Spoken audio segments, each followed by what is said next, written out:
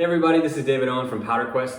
Today Mo and I are going to cover our favorite tips and hacks for preparing your ski and snowboard gear to be put away for summer storage. Now we've got some tips you've probably never heard of that involve using your freezer, beeswax, even black tea.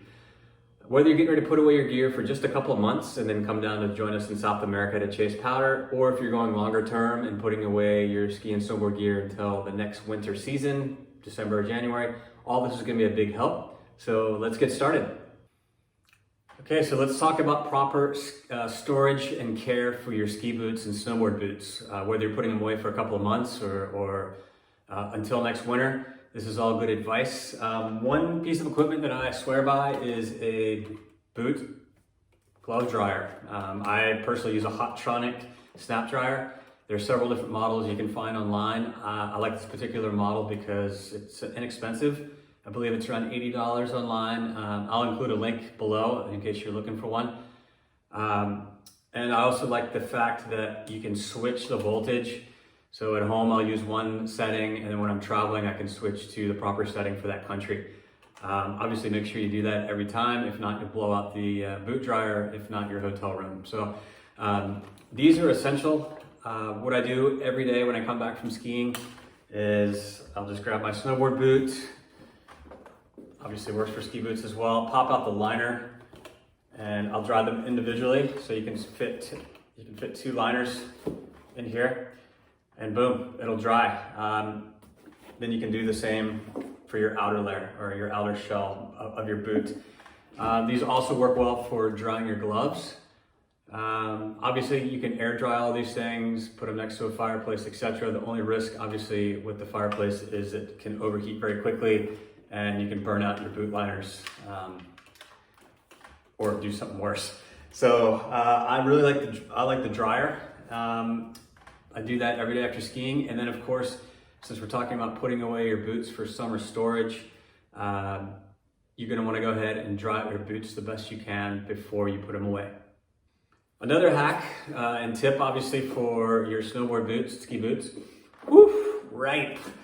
Yeah, everyone's building up a little stink, especially if you're hiking and backcountry touring. A lot of sweat on the inside. Sometimes they don't properly dry overnight. It's always a good idea to get in the habit of pulling out your liners and dry it, as I mentioned previously. If not, you're gonna get moisture that just stays in between your boot shell and your boot liner. So when you're putting them away for the summer especially, they're gonna be in storage in a closet or in a bag for many months. It's gonna be a really good idea to not only dry them, but here's a great hack. Tea bags. Just grab a couple of tea bags. Any tea will work, black tea, maybe a mint tea, add a little extra scent to it, drop it into your boot liner, and voila, keep it stored there for the entire time. The tea does a really good job of absorbing odors and stink out of the boot, and it'll be a game changer when you break these out of the closet at the start of your next ski season. So our next tip is going to be how to properly wash your outerwear, actually all your ski wear in general, but especially focused on GORE-TEX and new technology like FUTURELIGHT from the North Face and things like that. Basically any waterproofing. So we're going to go head to the laundry room now, grab your GORE-TEX, and we'll see you there. So it used to be a theory that you never wanted to wash your outerwear, especially GORE-TEX. And we've all got that friend out there that's got his jacket that looks like he's changed the oil in his car in it. That's not the case anymore, especially with GORE-TEX and other materials that are new. I reached out to my friend Sage at the North Face. They've got a material called FUTURELIGHT. Same thing, they recommend washing it. It's not a plug for them, just in general. Anything high-end outerwear, you're gonna wanna wash several times during the season, and especially now when we're getting ready to store this for a long period of time. So what you want to do is you want to just take your outerwear, throw it into the washing machine. You're going to want to choose warm water, and then you're going to want to use a mild detergent.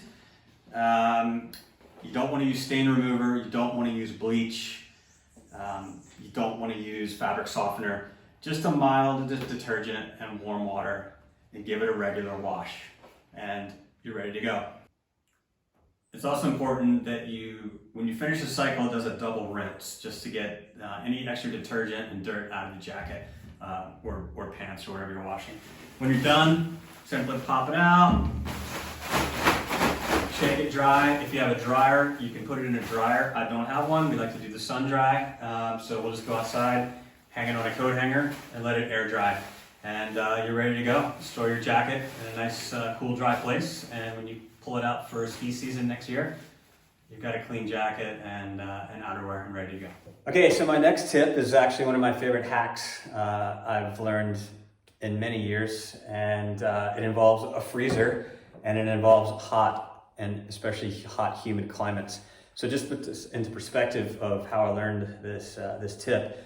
I went to Japan to guide for PowderQuest this winter, and I had left my splitboard and skins and other backcountry gear in storage in Japan all summer long. Japan is actually a very hot, humid climate, and when I got there to pull my skins out, the glue was completely trashed. I could barely get them unstuck. I had endless glue problems, including getting stuck to the base of my skis the first few days I was touring. I thought I was gonna have to throw my touring skins away. Thankfully, I was able to salvage them, but the tip is rather than storing your skins in a hot, especially hot, humid climate, like a closet or an attic, keep them somewhere dry and cool. In my case, a freezer. Yep, right next to the blueberries. I've got a fresh pair of skins ready to go, and the glue is intact for the next time I go ski touring. So thanks, Mo. Speaking of Mo, here's some great tips from him up in Whistler. Hey, thanks Dave. I'm going to show you guys my favorite way to store my gloves for the off season. I like to use a boot dryer and glove dryer. It keeps my gloves nice and dry over the off season every day. Then with my trusty leather gloves and my favorite beeswax, put a little bit of product onto the leather palms and give it a spread.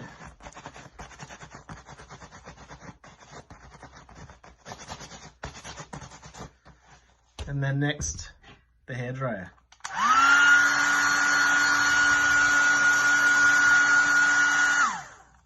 Melt the wax, open the pores, and then you'll have funk-free dry gloves, which are waterproof and ready to roll for next season. Next up, we'll be talking avalanche beacons. Put mine away for the season. I like to boot mine up, make sure that everything looks okay, see what battery strength I have, then I'll turn it off. Take the batteries out, most important bit. Make sure that we don't have any corrosion at the end of the summer by leaving our batteries inside our avalanche beacon. Close her up, batteries away, and we'll be ready to go for next season. And last but not least, how to store our sliding equipment for the next time that we use it. So skis, brakes up with your touring binding or an elastic band. Have a good look at your bases, see if you got any major holes that you need to fill, and if you need to do that, we'll do that after giving the base a good clean. I like to use actually a specific base cleaner. Just give the bases a rub. Get rid of any excess skin glue that may have been stuck on for the season, or any dirt that may have been left over from your last ski adventure. As you do this, you can sort of feel the edges too and see if you need to do any edge work. But these edges actually feel pretty good. After your base is nice and clean of debris and residue, we have our purpose built waxing iron.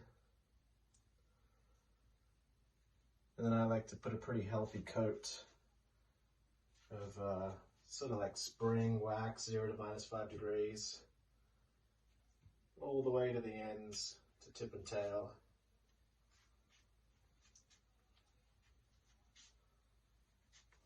along the ski.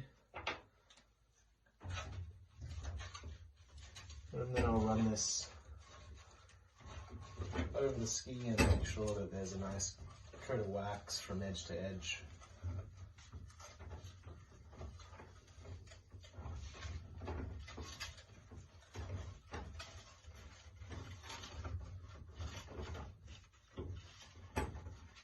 Make sure your iron's on a relatively low temperature setting so you don't burn the wax.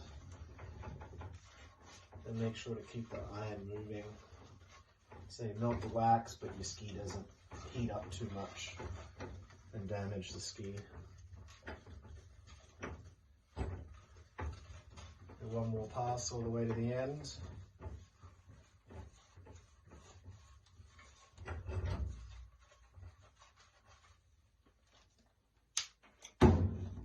And then my ski is set up with storage wax.